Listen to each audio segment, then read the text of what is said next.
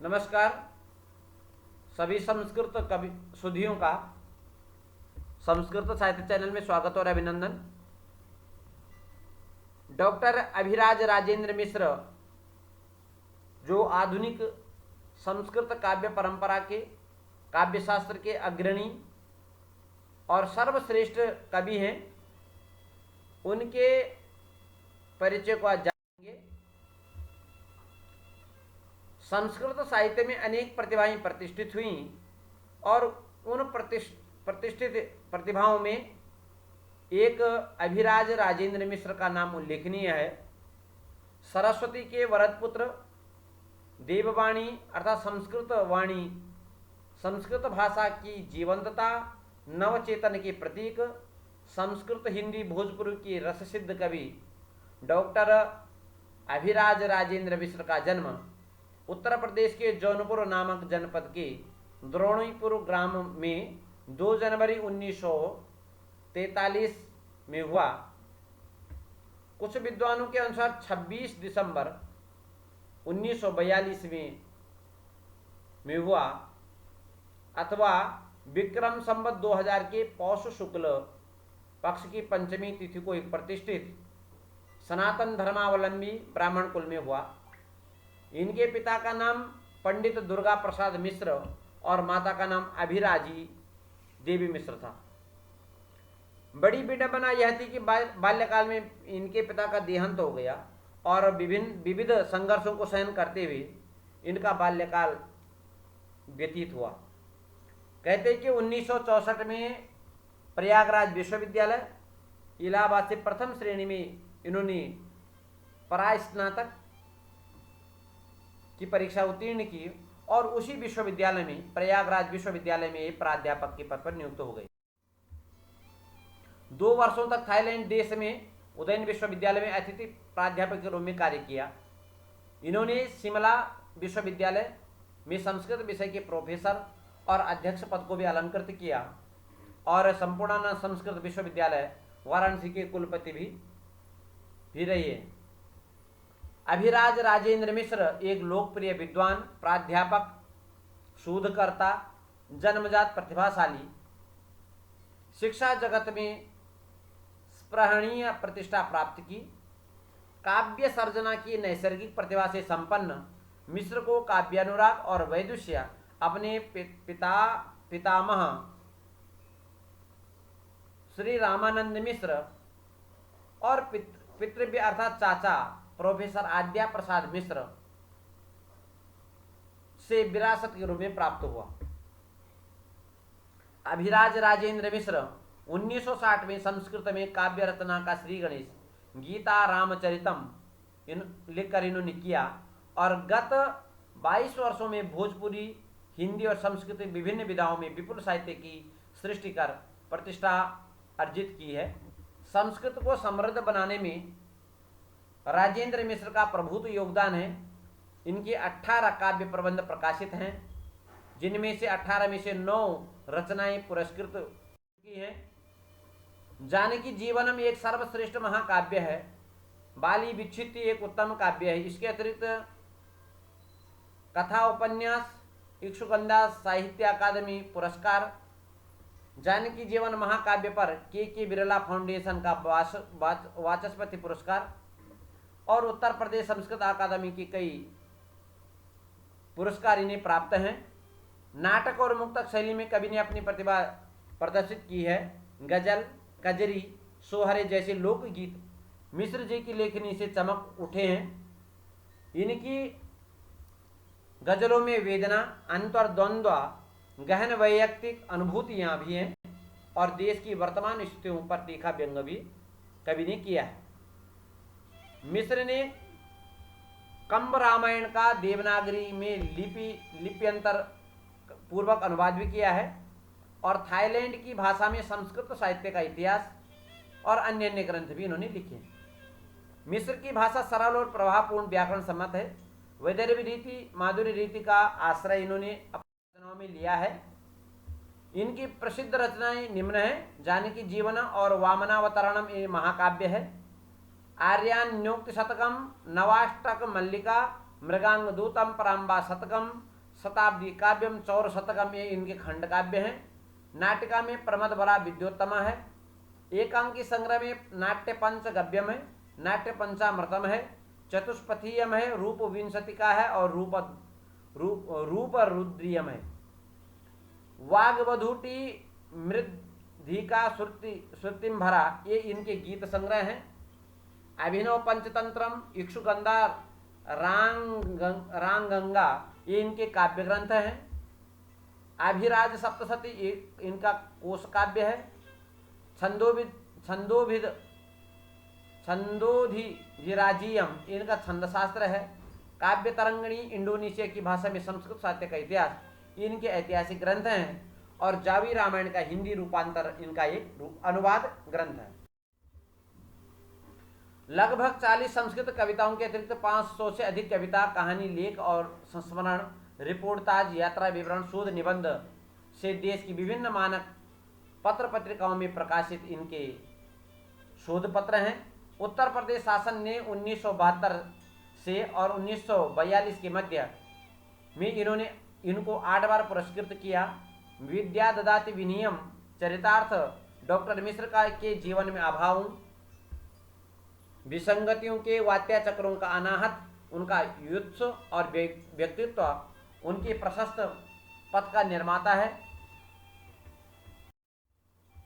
जानकी जीवनम एक जो महाकाव्य है, उसका जो प्रकाशन 1988 में वैजयंती प्रकाशन 8 बागंबरी मार्ग इलाहाबाद से प्रकाशित 21 सर्गों का यह जानकी जीवनम महाकाव्य अभिराज राजेंद्र की अनुपम अमूल्य कृति है। इनके दूसरे महाकाव्य वामनावतार का भी प्रकाशन है। कवि ने जानकी जीवनम में माँ वैदेही के माँ वैदेही अर्थात जानकी के जीवन को वर्णित किया है। और साथ ही वह अपने निसर्ग काव्य दूत का मूल कालिदास की कविता को, श्रीहर्ष की वाणी को, पत्र जयदेव के वचन को, पुष्प विलहन की सदुक्ति को और फल पंडित राज की काव्य गरिमा को स्वीकार करते हैं। कहते हैं कि हालांकि राम द्वारा सीता को निर्वासित किए जाने की घटना पर कवि की आस्था नहीं है, फिर भी वह निष्पाप वैदेही को लांछित करने वाले लोग को अपराधी मानता है। उनकी दृष्टि में उसी को दंडित होना चाहिए। यही मानसिकता प्रस्तुत रचना के प्रणयन के पीछे रही है। महाकाव्य के में सीता के जन्म से लेकर के और कुश और लव द्वारा राम कथा का गायन, राम की सभा, अश्वमेध यज्ञ के अवसर पर किए जाने तक लगभग संपूर्ण रामायण कथा का वर्णन किया गया है। इसकी विशिष्टता यह है कि इसमें सीता निर्वासन की घटना नहीं दी गई है, क्योंकि वह कवि को अभिलषित नहीं है। विदेह जनपद में अवर्षण के कारण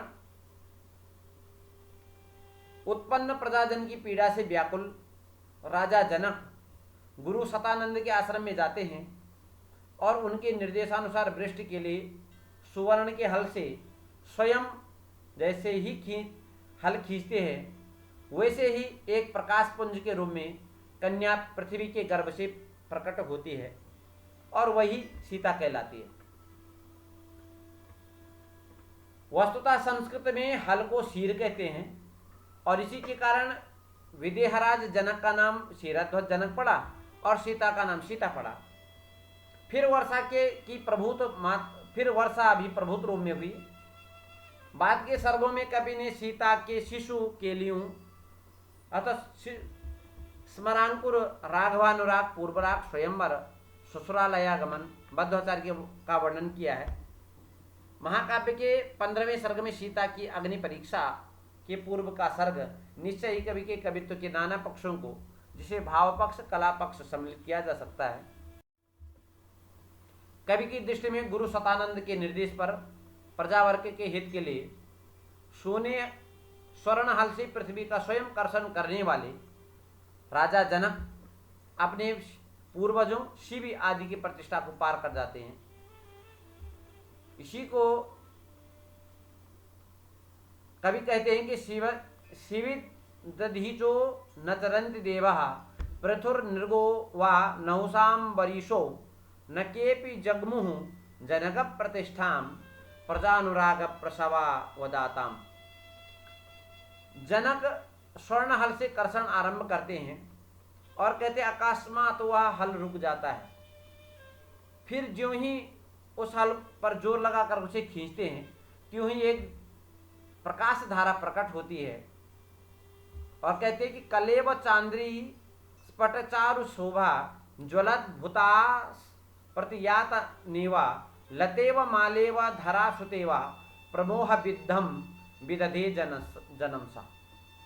कहते हैं कि जैसे ही हल को जोर से खींचा और वहां से एक प्रकाश की धारा प्रकट हुई। वह प्रकाश की धारा कैसे प्रकट हुई तो कह रहे हैं कि चंद्रकला के समान आकर्षक छवि वाली वह कन्या धधकती हुई अग्नि की मूर्ति के समान प्रकट हुई।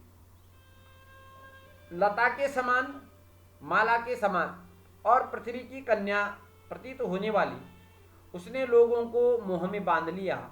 यहाँ कहीं ऐसा तो नहीं है कि धधकती हुई अग्नि की मूर्ति के समान उस कन्या सीता को निर्दिष्ट करते हुए कवि की लेखनी से आगे घटित होने वाली अग्नि परीक्षा की घटना का संकेत हो गया। इनका कवि की जो अन्य रचना है आर्यान्योक्त शतकम, यह 1975 में प्रकाशित। इस शतक काव्य में कवि ने आर्य छंद में निबद्ध सुंदर अन्योक्तियों का संकलन किया है, जिसके द्वारा अन्योपदेश रीति से आह्लादकारिणी शैली में जीवन का सत्य और अनुभवों को कह दिया गया है। इसमें तीखे व्यंग्यों कटाक्षों का आश्रय लिया गया है, जैसे विबुध वर्ग, मानव वर्ग, पशु वर्ग, विहग वर्ग, विटपी वर्ग, प्रकीर्ण वर्ग संकुचित दायरे में रह करके अपने आप को कुछ मानने वाले कूप मंडूक पर अन्योक्ति करते हुए कवि कहते हैं। नवाष्टक मालिका यह भी एक कवि की कृति है और इस कृति का जो प्रकाशन हुआ वो 1976 में हुआ। यह रचना देवस्तुतियों और कविकृत आत्मनिवेदनों से परिपुष्ट है। कवि की मान्यता है कि ईश्वर के समक्ष आत्माभिप्राय निवेदन ही स्तुति काव्य का प्राण तत्व है। अर्थात जैसे पुराणों में कहा गया कि श्रवणम कीर्तनम विष्णु स्मरणम पाद सेवनम अर्तनम वंदनम दास्य सख्य आत्मनिवेदनम, तो यह जो आत्मनिवेदन ही है यह लेखक ने आत्माभिप्राय अर्थात इसी का निवेदन स्तुति काव्य के रूप में किया है। परमेश्वर की स्तुतियों को क्रम से मधुर मरंद माधुरी स्तवनम दुकूल चौर चरितम आदि शीर्षकों से निबद्ध किया है। इसमें प्रत्येक भाग में 11 श्लोक हैं। कवि की पितृविहीनता से समुत्पन्न वेदना इस काव्य में छलक देती है। माँ दुर्गा से अपना आर्तनाद करता है शंकर, विष्णु, राम, कृष्ण आदि की कवि वंदना करता है इस काव्य। अगला काव्य पराम्बा शतकम, इसका प्रकाशन 1981 में हुआ और यह शतक भगवती रुद्राणी को समर्पित मौलिक स्तोत्र काव्य है। कवि अपने को अनाथ अशरण मानकर माँ भगवती की शरण में जाता है और त्वमेव त्वमेव त्वमेव अम्ब पाहि, कवि सर्वात्मना पराम्बा के चरणों में समर्पित उसे ही अपने जीवन का आश्रय स्थल मानता है। वह देवी के विविध रूपों का बखान करता है और उनके वंश का वर्णन करता है। इसके बाद है अभिराज सप्तशती, इसका प्रकाशन 1987 में हुआ और यह काव्य अन्य सप्तशती काव्यों की भांति केवल एक विषयों के 700 पद्यों का संग्रह भर नहीं, अभी तो भिन्न भिन्न विषयों वाले, भिन्न व्रतों वाले, यथा काल यथा रुचि और यथा संदर्भ द्वारा कि यह शतक सप्तशती काव्य है। उसके बाद नव्य भारत शतकम है, मात्र शतकम है, प्रभातमल शतकम है, सुभाषितोद्धार शतकम है, चतुर्थी शतकम है, भारत दंडकम है, संबोधन शतकम है, नव्य भारत शतकम। ये कवि की मुख्य रचनाएं हैं और उसमें भारत की दुर्दशा का वर्णन कवि करता है कि तदेव भारतम राष्ट्रम प्राप्त भूरि समस समस्यकम पीड्यते नितराम हंता लोकतंत्र समास्त्रताम। इन काव्यों में, इन शतकों में वर्तमान भारत की सामाजिक राजनीतिक दशा का अत्यंत जर्जर और ऐसी दुर्दशा का वर्णन कवि ने किया है। वह कवि बहुत चिंतातुर है। मातृ शतकम में मातृरूपा शक्ति को संसार की सर्वोत्कृष्ट शक्ति और सर्वविधि आराध्य मान करके श्रद्धा की भावना व्यक्त की गई है। सेवा शुश्रूषा उनकी पुत्रियां हो जाती हैं। राम लाल को अपनी गलती का पश्चाताप होता है। इस प्रकार का बहुत अनेक पात्र हैं इसमें। इन जो ये काव्य हैं इनके, इक्षुकंधा नामक कथा में निर्धनता के कारण एक व्यक्ति का विवाह अपनी पसंद की युवती बिट्टी से न होकर के किसी से हो जाती है, किंतु कुछ समय बाद वही व्यक्ति न्यायाधीन हो जाता है। बिट्टी उसके अधीनस्थ कर्मचारी की पत्नी हो जाती है। बिट्टी की निर्धनता को समझते हुए वह व्यक्ति बिट्टी की पुत्री को अपनी पुत्र वधू बनाने का निर्णय लेता है। इस प्रकार के सामाजिक समसामयिक कथानकों को लेकर के उन पर पात्रों का आरोप करके और कवि ने किया है। एक भग्न पंच नाम की कथा है। उसमें एक युवती के विधवा हो जाने पर अपने पिता, भाई, भाभी द्वारा अपमानित और वह प्रताड़ित होती है। जैसे ही उसके वैधव्य वे उसे अपने वैधव्य का कारण मानते हैं, तभी उसे एहसास होता है कि वह व्यर्थ ही इतने कष्टों को सहन कर रही है और उसकी प्रतीक्षारत जयदेव नाम की व्यक्ति से पुनर्विवाह करने का निर्णय करती है। एक रांगड़ा, ये 9 कथाओं का संग्रह है और रांगड़ा शब्द का वास्तविक अर्थ है विधवा। प्रारंभ में यह शब्द वाली नरेश दयन की विधवा सामग्री महेंद्र दत्ता के लिए प्रयुक्त हुआ, परंतु कालांतर में यह प्रेताधीश्वर महिषासुर मर्दिनी के रूप में भी यह अर्थ रूढ़ हो गया। एक कथा इनके अधर्मण। इस कथा में राजा शांतनु की देवी गंगा के देवव्रत नामक पुत्र होता है। इसमें शांतनु, गंगा के जाने के बाद शांतनु धीवर की पुत्री सत्यवती से विवाह करना चाहते हैं, परंतु धीवर सत्यवती के पुत्र को राज सिंहासन देने का वचन चाहता है। देवव्रत ज्येष्ठ है और राज सिंहासन के उत्तराधिकारी भी, अतः शांतनु सोच में पड़ जाता है। देवव्रत अर्थात भीष्म के पिता परेशानी देखकर आजीवन विवाह न करने की प्रतिज्ञा लेते हैं और अपने पिता शांतनु का विवाह सत्यवती से करवाते हैं। तो ये एक अधर्मण नामक कथा है। एक है कुक्की नामक कथा। इस कथा में एक व्यक्ति पशुओं से घृणा करता है। एक दिन कहीं से उसके घर में बिल्ली आ जाती है। वह चूहों का भक्षण नहीं करती है और तपस्वियों के समान आचरण करती है। वह व्यक्ति उस बिल्ली से प्रेम करने लगता है। वह उसका नाम कुक्की रख देता है। कुछ समय बाद कुक्की 7 बच्चों को जन्म देती है और अचानक उसकी मृत्यु हो जाती है। वह व्यक्ति उसे देखकर सफ़ेद वस्त्र में लपेट गंगा में प्रवाहित कर देता है, परंतु उसके बच्चों को देखकर उसकी स्मृति को मस्तिष्क से अलग नहीं कर पाता है। एक है चंचा नामक कथा। इस कथा में लेखक ने मुन्नीबाई नामक गणिका की पुत्री सोमा का वर्णन किया है, जिससे वास्तविकता जानते हुए भी डॉक्टर प्रवीण विवाह करना चाहते हैं, लेकिन रज्जन नामक दुराचारी अपनी पुत्री का विवाह डॉक्टर प्रवीण से कराना चाहता है। वह सोमा के लिए कठिन परिस्थितियां उत्पन्न करता है। मुन्नीबाई स्वयं तो रज्जन के अत्याचारों को सह लेती है, परंतु जब बात पुत्री की आती है तो वो चुप नहीं बैठती है और अपनी चिंता किए बिना रज्जन की दुष्टता और दुष्कर्मों को समाज के सामने उजागर कर देती है। तो एक चंचा नाम की कथा है। इसी प्रकार से एक महानगरी नामक कथा है। महानगरी नामक कथा एक ऐसे परिवार की कथा है जो वाराणसी से बंबई तक की यात्रा करता है और यात्रा के दौरान उन्हें 3 पुत्रों के भोजन की चिंता तो रहती है, परंतु अपने साथ यात्रा करे छोटी सी भतीजी के भूख की चिंता नहीं रहती है। उसे भूख के कारण नींद न आने पर भी नींद आने का अभिनय करती है वह। इस प्रकार की कथा है। एक है एक चक्र नामक कथा, और इस एक चक्र नामक कथा एक ऐसे व्यक्ति की कथा है जो गांव में अपने माता पिता और भाई के साथ रहता है। एक गांव में आग लगने से सब कुछ नष्ट हो जाता है और उस त्रासदी में उसके भाई की भी मृत्यु हो जाती है। वह कठोर परिश्रम से अध्ययन करके एक अध्यापक बन जाता है और अपनी एक बेसहारा शिष्या से विवाह कर लेता है।